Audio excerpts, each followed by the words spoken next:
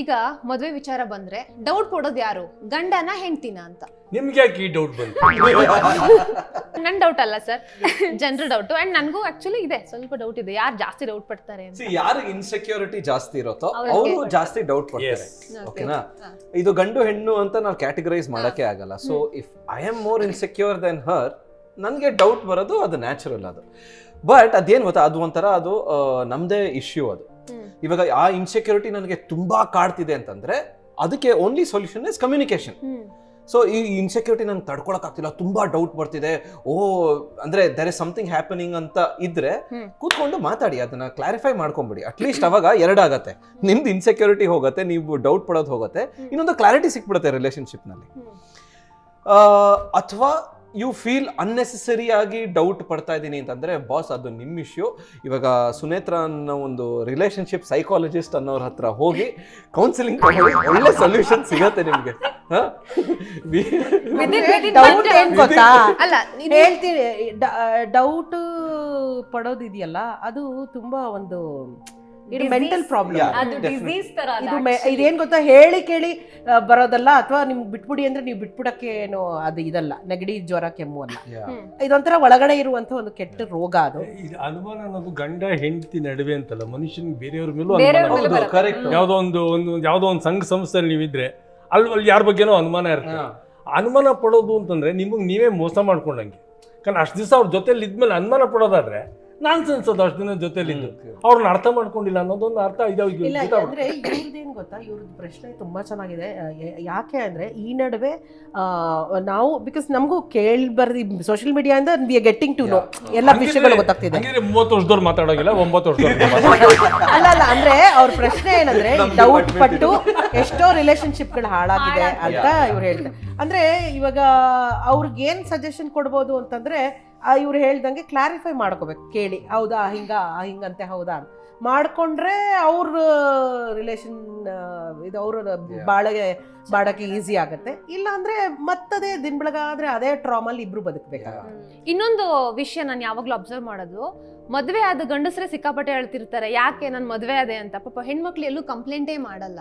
ನಾನ್ ತುಂಬಾ ನೋಡಿದ್ದೀನಿ ಸರ್, ತುಂಬಾ ಗಂಡಸರ ಬಗ್ಗೆ ಹೇಳಿ. ಆತರ ವ್ಯಕ್ತಿನ ನೆಕ್ಸ್ಟ್ ಇಂಟರ್ವ್ಯೂ ಕರೀರಿ, ನಾನು ಬರ್ತೀನಿ.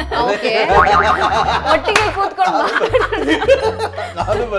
ಇಲ್ಲ ಸರ್, ನೀವು ಬೇಕಾದ್ರೆ ಎಲ್ಲೇ ಹೋಗಿ ಮದ್ವೆ ಆಗಿದೀವಿ ಅಂತ ಹೇಳಿ ಅಳ್ತಾರೆ ಯಾಕೆ ಅಂತ. ಇಲ್ಲ ಮೇಡಮ್, ನನಗೆ ಆ ತರದವ್ರು ಅವ್ರ ಮನೇಲಿ ಪ್ರೆಷರ್ ಜಾಸ್ತಿ ಇರುತ್ತೆ ಹೆಂಡತಿ ಕಡೆಯಿಂದ. ಪ್ರೆಷರ್ ಜಾಸ್ತಿ ಇರೋದ್ರಿಂದ ಬಹುಶಃ ಅವ್ರು ಗೋಳಾಡ್ಬೋದೇನೋ. ಅದು ಸುಮಾರು ಎಲಿಮೆಂಟ್ಸ್ ಅಂದ್ರೆ ಒಟ್ಟಿಗೆ ಇದ್ದಾಗ ಇವಾಗ ಅತ್ತೆ ಸೊಸೆ ಅಥವಾ ಅವರಿಬ್ರು ಮಧ್ಯೆ ಇರೋ ಹೊಂದಾಣಿಕೆ ಅದನ್ನ ನೋಡಕ್ಕಾಗದೆ ಕಷ್ಟ ಪಡ್ತಾರೆ. ಇವಾಗ ಟೆನ್ನಿಸ್ ಮ್ಯಾಚ್ ನಲ್ಲಿ ಪಾಪ ಇಬ್ರು ಆಡ್ತಿರ್ತಾರೆ, ಬಟ್ ಇಬ್ರು ಹೊಡಿಯೋದ್ ಬಾಲ್, ಆ ಬಾಲ್ ಇಲ್ಲಿಂದ ಅಲ್ಲಿಗೆ ಹೋಗುತ್ತೆ, ಗಂಡಸರು ball, we are the ball. ನೋಡಿದ್ರ ಇವಾಗ್ಲೇ ಗೊತ್ತಾಯ್ತಾ ನಿಮ್ಗೆ? ಏನಾಗುತ್ತೆ ಅಂದ್ರೆ ಈ ಮದುವೆ ಆಗಕ್ಕೆ ಮುಂಚೆ ಒಂದಷ್ಟು ಕನಸುಗಳಿರುತ್ತೆ, ಮದುವೆ ಆದ್ಮೇಲೆ ಅದು ಈಡೇರದೆ ಇದ್ದಾಗ ಒಂಥರ ನೋವು ಶುರುವಾಗುತ್ತೆ. ನಾನು ಇದು ಅನ್ಕೊಂಡೆ, ಇದು ಆಗ್ಬೇಕು ಅನ್ಕೊಂಡೆ, ಆಗ್ಲಿಲ್ಲ, ಈ ಮನೆ ಹಿಂಗೆ ಅನ್ಕೊಂಡೆ ಅಲ್ಲ, ಇದು ಅನ್ಕೊಂಡೆ ಅಲ್ಲ, ಯಾರ ಹತ್ರ ಹೇಳ್ಕೊಳ್ಳೋದು, ಫ್ರೆಂಡ್ಸ್ ಹತ್ರ ಹೇಳ್ಕೊಂಡ್ರೆ ಮರ್ಯಾದೆ, ನನ್ನ ಮನೆ ನೀನೇ ಒಪ್ಕೊಂಡಿತ್ತಾನ ಅವಳು ಮತ್ತೆ ನಮ್ಮ ಹತ್ರ ಕೇಳ್ತೀಯ ಅಂತಾರೆ. ಹೆಂಡತಿ ಹತ್ರ ಹೇಳೋರು ಏನ್ರಿ ಮಾಡಕ್ಕಾಗತ್ತೆ, ಪಾಪ ನಮ್ಮ ಅಪ್ಪ ಅಮ್ಮ ವಯಸ್ಸಾಗಿದೆ, ಇಲ್ಲ ನಮ್ಮ ಅಪ್ಪ ಅಮ್ಮ ಇದೆ, ಯಾಕೆ ನಿಮ್ಮ ಅಪ್ಪ ಅಮ್ಮ ಇಲ್ಲ ನಮ್ಮ ಜೊತೆನಲ್ಲಿ, ನಾನು ಅನ್ಭವಿಸ್ಕೊಂಡು ಹೋಗಿಲ್ವಾ ಅನ್ನೋ ಮಾತುಗಳು ಬಂದೇ ಬರುತ್ತೆ, ಸಹಜ ಅದು. ಇದು ಕರೆಕ್ಟ್ ಆಗಿ ಹೇಳಿದ್ರಿ ಸರ್. ಹೌದು, ಅಂದ್ರೆ ಒಂದೊಂದ್ಸಲ ಇದು ಅಷ್ಟೇ, ಲೈಕ್ ಪರ್ಸನಲ್ ಗ್ರೋತ್ ಕಮ್ಮಿ ಆಗ್ಬಿಡುತ್ತೆ, ಸ್ಯಾಕ್ರಿಫೈಸ್ ಆಗ್ಬಿಟ್ರೆ. ಪ್ರೀತಿ ಇದ್ರೆ ಇದು ಯಾವುದು ಮ್ಯಾಟರ್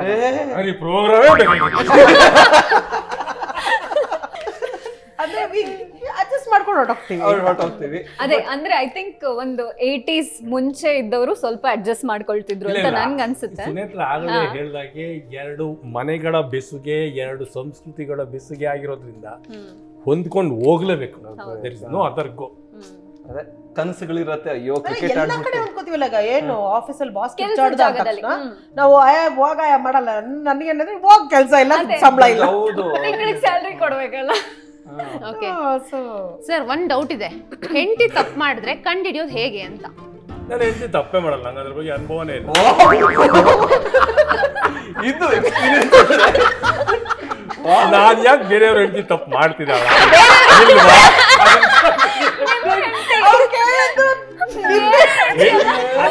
ಬೇರೆ ಹೆಂಡತಿ ಬಗ್ಗೆ ಕ್ವಶನ್ ಕೇಳಲ್ಲ ಸರ್ ನಾನು. ತಪ್ಪು ಮಾಡಲ್ಲ, ನನ್ನ ಕಂಡಿಡಿ ಬೇರೆ ಹೆಂಡ್ತಿ ಅಲ್ಲ. ಬೇರೆ ವ್ಯಕ್ತಿ ಅಲ್ಲ ರೀ. ಅಲ್ಲ ನನ್ನ ಹೆಂಡತಿ ಕೇಳಿದ್ದಲ್ಲ ಫಸ್ಟ್ ಹೇಳ್ಬಿಟ್ಟೆ First ಹೇಳಿದ್ರು. ಹಂಗಿದ್ದಾಗ ನಾನು ಯಾಕೆ ಇನ್ನೊಬ್ರು ನಾನು ಆಕ್ಚುಲಿ ಒಂದು ಆನ್ಸರ್ ಥಿಂಕ್ ಮಾಡ್ತಿದ್ದೆ, ನಾನು ಆನ್ಸರೇ ಕಾಪಿ ಹೊಡಿತೀನಿ. ಅಲ್ಲ ಹಿಂಗೆಲ್ಲ ಸೇಫ್ ಆಗಂಗಿಲ್ಲ. You should actually answer genuinely. ತಪ್ಪು ಮಾಡಲ್ಲ. ಅಲ್ಲ ನಾವ್ ಯಾವತ್ತೂ ತಪ್ಪು ಮಾಡಲ್ಲ, ಬಟ್ ಇವರೆಲ್ಲ ಸೇಂಟ್ಸ್. ಮನೆಗೆ ಬರ್ಬೇಕು. ಇವರೆಲ್ಲ ಸೇಂಟ್ಸ್.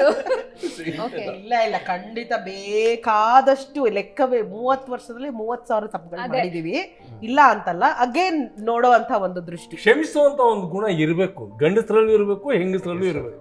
ಮನುಷ್ಯ ಜೀವನ ಇರೋದೇ ತಪ್ಪು ಮಾಡಕ್ಕೆ. ತಪ್ಪು ಮಾಡದೆ ಹೆಂಗೆ ಎಕ್ಸ್ಪೀರಿಯನ್ಸ್ ಆಗುತ್ತೆ, ಹೆಂಗ್ ಕಲಿಯಕ್ ಆಗತ್ತೆ ಅಲ್ವಾ? ಸೊ ತಪ್ಪು ಮಾಡ್ಬೇಕು. Trial and error. ಕಂಡಿಡಿಯೋದು ಹೇಗೆ ಅಂತ ನೀವ್ ಯಾರು ಹೇಳಲೇ ಇಲ್ಲ. ಕಂಡಿಡಿಯೋದು ಹೇಗೆ? ಅಲ್ಲಿ ತಪ್ಪೇ ಮಾಡಿಲ್ಲ ಅಂದ್ರೆ ನೀವ್ ಹೇಳಿದ್ರಿ. ಪ್ರಶ್ನೆನೇ ಇಲ್ಲ ಇಲ್ಲ, ಕಂಡಿಡಿಯೋದು ಹೇಗೆ?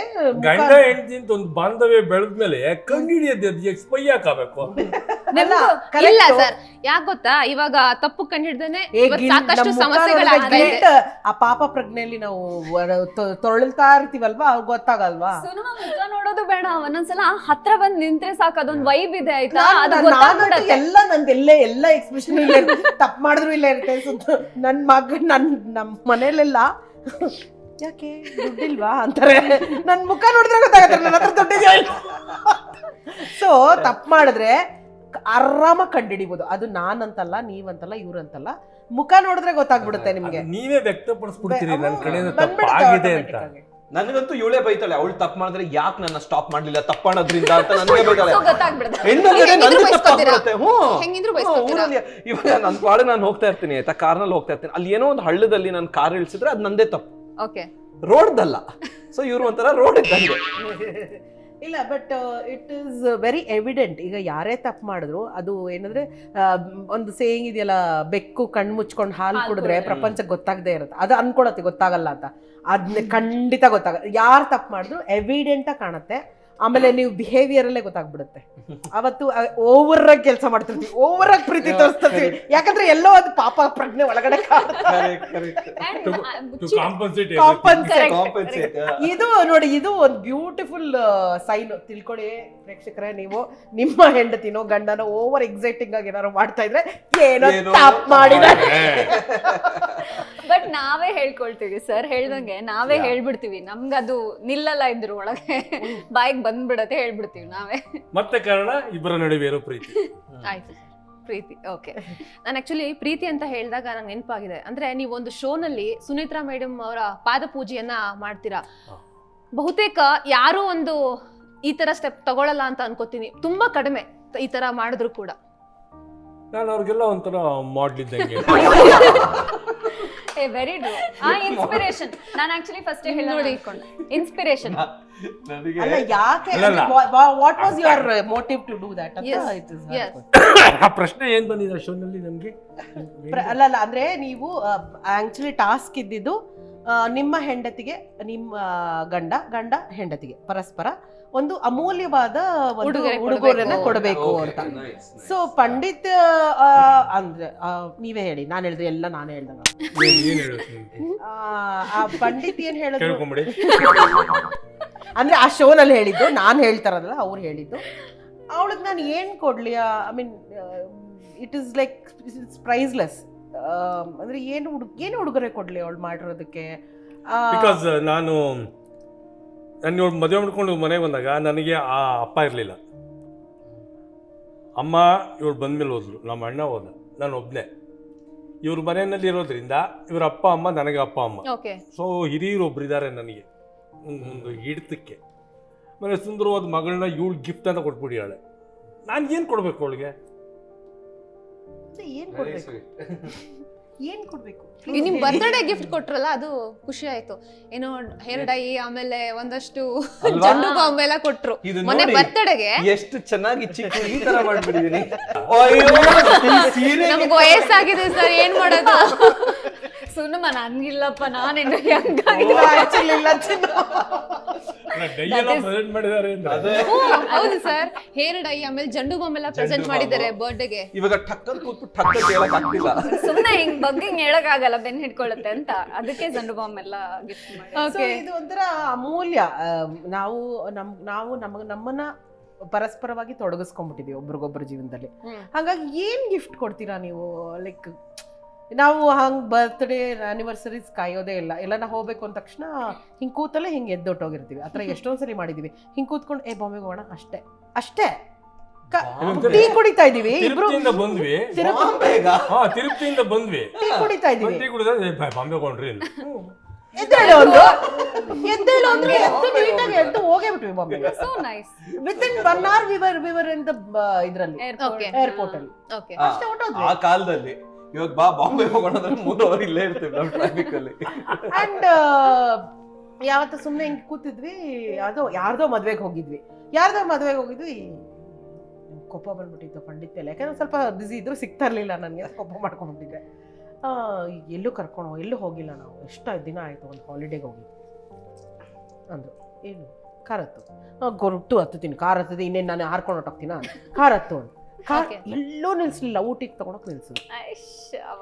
ನಾನೇ ಕಮಾನ್ ವಾಟ್ ಇಸ್ ದಿಸ್ ಅಂದ್ರೆ ಎಲ್ಲೋ ಹೋಗ್ಬೇಕು ಅಂತಾನೆ. ಹಿಂಗೆ ಇರ್ಬೇಕಪ್ಪ, ಸಡನ್ ಡಿಸಿಷನ್ಸ್ ತಗೋಬೇಕು. ಸೊ ಉಡುಗೊರೆ ಇಸ್ ಸಮಥಿಂಗ್, ಇಟ್ಸ್ ಏನು ಹೇಳಕ್ಕಾಗಲ್ಲ, ಪ್ರೈಸ್ಲೆಸ್ ಅದು. ಏನ್ ಕೊಟ್ರು ಸಂತೋಷ, ಕೊಡದೇ ಇದ್ರು ಸಂತೋಷ.